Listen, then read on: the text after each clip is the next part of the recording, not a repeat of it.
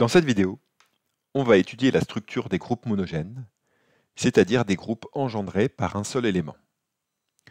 On va prouver que si G est un groupe monogène et qu'il est infini, alors G est forcément isomorphe à Z.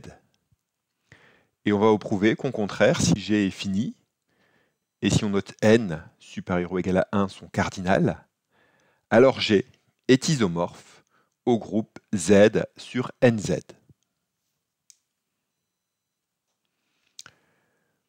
Donc on commence par fixer un élément A de G qui engendre G, c'est-à-dire que G, c'est l'ensemble des A puissance n pour n dans Z.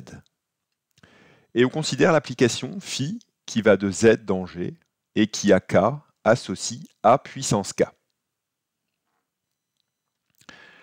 Alors d'abord, c'est assez facile de voir que phi c'est un morphisme de groupe et en plus, il est surjectif. Il est surjectif justement parce que G est engendré par A. Alors là, on va distinguer deux cas. Le premier cas, c'est le plus facile, c'est celui où phi est en plus injectif. Donc phi, c'est un morphisme de groupe surjectif et en plus injectif. C'est donc un isomorphisme de Z sur G. Et donc, on est dans le cas où G est isomorphe à Z. Deuxième cas, c'est celui où phi n'est pas injectif.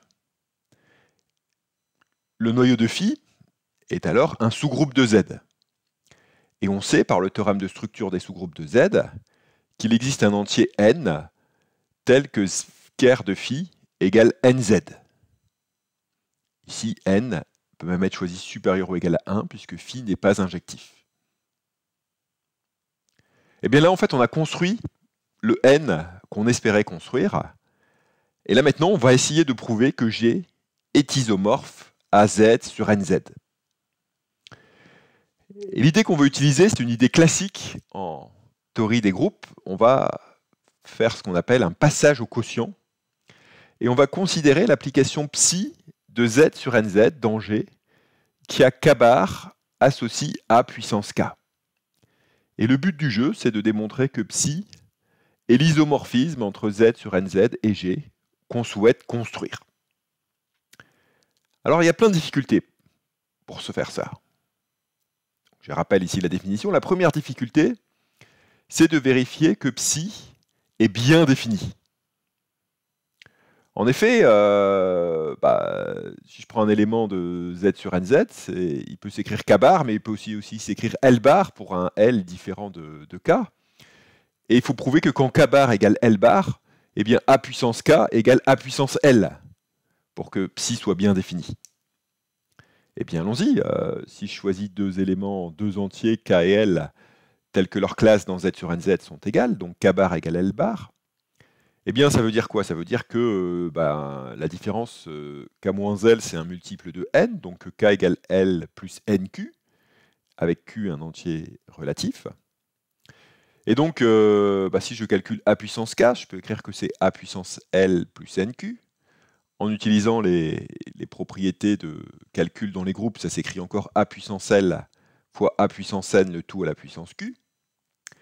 Mais comme le noyau de la première application phi c'était nz, ça veut dire justement que A puissance n c'est E, l'élément neutre de G.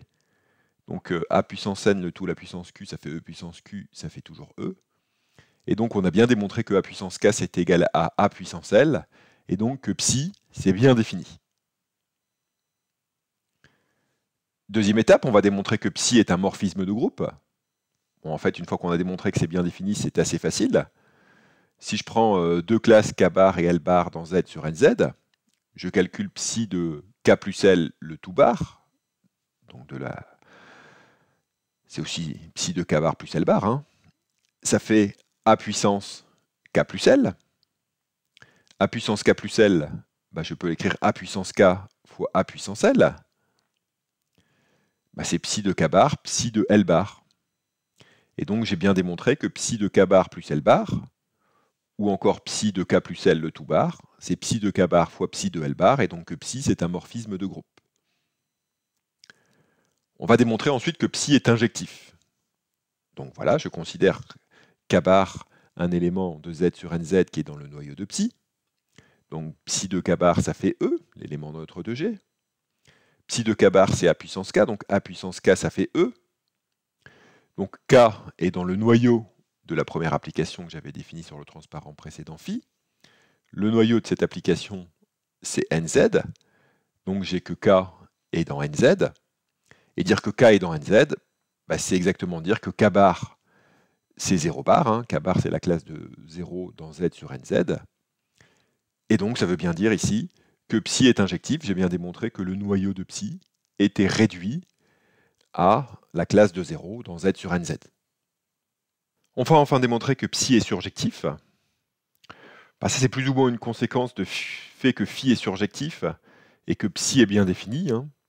En effet, si je prends x dans grand G, on sait que x c'est a puissance m pour un certain m dans Z. Et donc x, bah, c'est psi de m bar. Il n'y a pas de problème avec ça.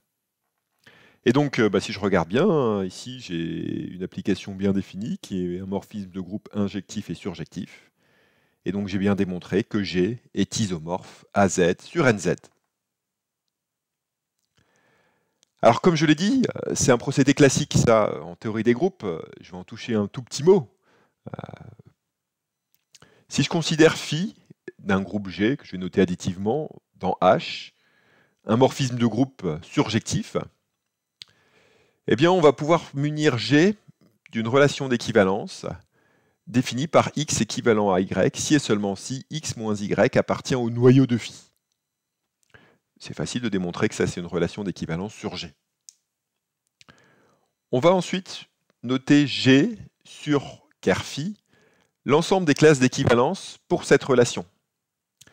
Et on va munir G sur ker phi d'une structure de groupe en posant classe de x plus classe de y égale classe de x plus y. Alors, c'est pas du tout évident, mais il faut encore démontrer que ça, c'est bien défini, et ça définit une structure de groupe sur l'ensemble G sur ker phi. Mais c'est un petit peu pareil en considérant la relation de congruence sur Z et en notant l'opération d'addition sur Z sur NZ et en démontrant que ça munit Z sur NZ d'une structure de groupe.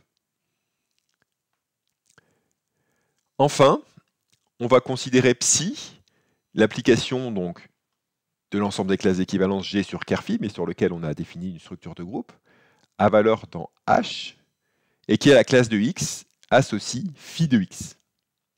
Et bien, comme on l'a fait tout à l'heure, pour démontrer que G était isomorphe à Z sur NZ, on peut ici démontrer que psi est bien défini, et que psi, c'est un isomorphisme de G sur ker phi sur H. Voilà, j'espère que cette vidéo vous a plu. N'hésitez pas à retrouver les autres vidéos de notre chaîne YouTube ou aller sur notre site web.